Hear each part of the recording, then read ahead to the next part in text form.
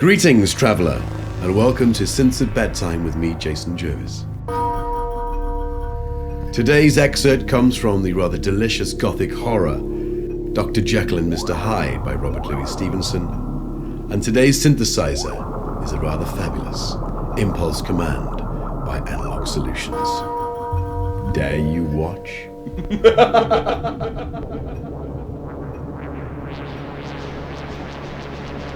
The Carew murder case. Nearly a year later, in the month of October 1886, London was startled by a crime of singular ferocity and rendered all the more notable by the high position of the victim. The details were few and startling. A maid-servant living alone in a house not far from the river had gone upstairs to bed about 11. Although a fog rolled over the city in the small hours, the early part of the night was cloudless, and the lane which the maid's window overlooked was brilliantly lit by the full moon. It seemed she was romantically given, for she sat down upon her box, which stood immediately under the window, and fell into a dream of musing. Never, she used to say with streaming tears when she narrated that experience, never had she felt more at peace with all men, or thought more kindly of the world. And as she so sat, she became aware of an aged, beautiful gentleman with white hair, drawing near along the lane. And advancing to meet him, another and very small gentleman, to whom at first she paid less attention. When they had come within speech, which was just under the maid's eyes, the older man bowed and accosted the other with a very pretty manner of politeness. It did not seem as if the subject of his address were of great importance.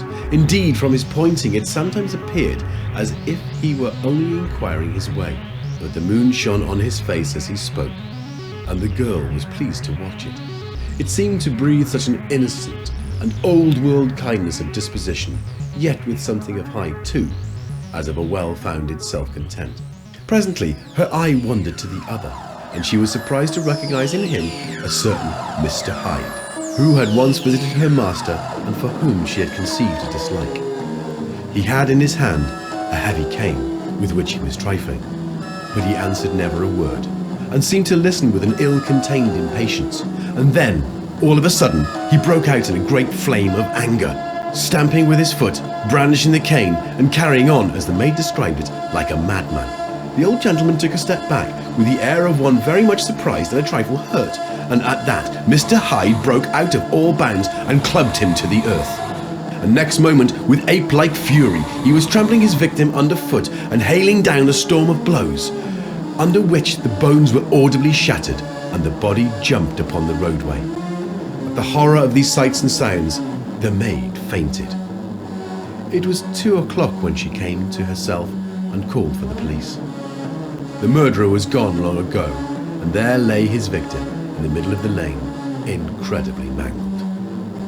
The stick with which the deed had been done, although it was of some rare and very tough and heavy wood, had broken in the middle under the stress of this insensate cruelty, and one splintered half had rolled in the neighbouring gutter, the other, without doubt, had been carried away by the murderer. A purse and gold watch were found upon the victim, no cards or papers, except a sealed and stamped envelope, which he had been probably carrying to the post, and which bore the name and address of Mr. Utterson. This was brought to the lawyer the next morning, before he was out of bed, and he'd no sooner seen it and been told the circumstances than he shot out a solemn lip.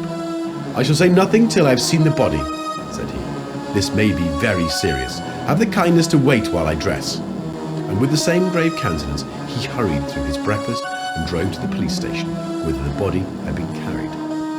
As soon as he came into the cell, he nodded. "Yes," he said, "I recognize him. I am sorry to say that this is Sir Danvers Carew." "Good God, sir!" exclaimed the officer. "Is it possible?" And the next moment his eye lighted up with a professional ambition. "This will make a great deal of noise," he said. Well, thank you for listening. I hope you enjoyed. Please place your comments below. Perhaps there is a synthesizer or a book you would like to see me tackle. Remember to like, subscribe, share, enjoy. And until the next time, keep reading.